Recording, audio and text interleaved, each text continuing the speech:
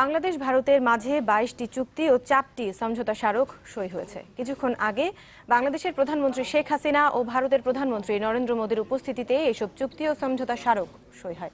পরে যৌথ সংবাদ সম্মেলন করে বাংলাদেশকে $450 কোটি রাষ্ট্রীয় ঋণ দেওয়ার ঘোষণা দেন মোদী। এছাড়া সামরিক সরঞ্জামাদি কেনার জন্য আরও $50 কোটি ঋণ দেওয়া হবে বলেও জানান তারা। তার বিশ্বাস, দুই দেশের বর্তমান সরকারই তিস্তা সমস্যার সমাধান করতে পারবে। শেখ হাসিনাও জানান যে অভিন্ন নদীর সমস্যা সমাধানে ভারত সহযোগিতা করবে বলেও আশ্বাস পাওয়া গেছে। এর আগে দিল্লির হায়দ্রাবাদ হাউসে একান্ত ও দ্বিপাক্ষীয় বৈঠক করেন দুই প্রধানমন্ত্রী। এদিকে সকালে রাষ্ট্রপতি ভবনে শেখ হাসিনাকে আনুষ্ঠানিক সংবর্ধনা জানান নরেন্দ্র মোদী। ভারত সফরের দ্বিতীয় দিনের শুরুতে দিল্লির রাষ্ট্রপতি ভবনের ফোরকোর্টে বাংলাদেশের প্রধানমন্ত্রী শেখ হাসিনাকে উষ্ণ অভ্যর্থনা জানান ভারতের প্রধানমন্ত্রী নরেন্দ্র মোদী। সেখানে দেশটির 3 বাহিনীর সুসজ্জিত একটি দল শেখ হাসিনাকে রাষ্ট্রীয় সালাম জানান।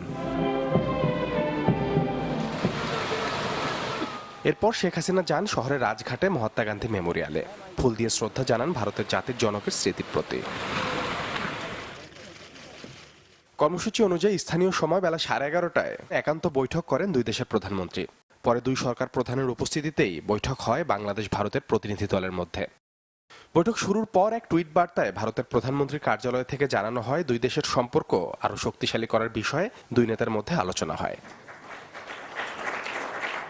বৈঠক শেষে যৌথ সংবাদ সম্মেলনে কথা বলেন শেখ হাসিনা ও Narendra Modi.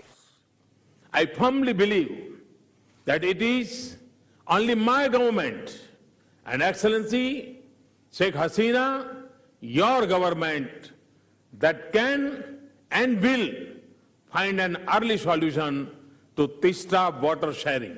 Our Bangladesh Navabarsha, it is the 14th April. So advance Shubha Navabarsha to you all. Sabbin Shafiq, channel 24।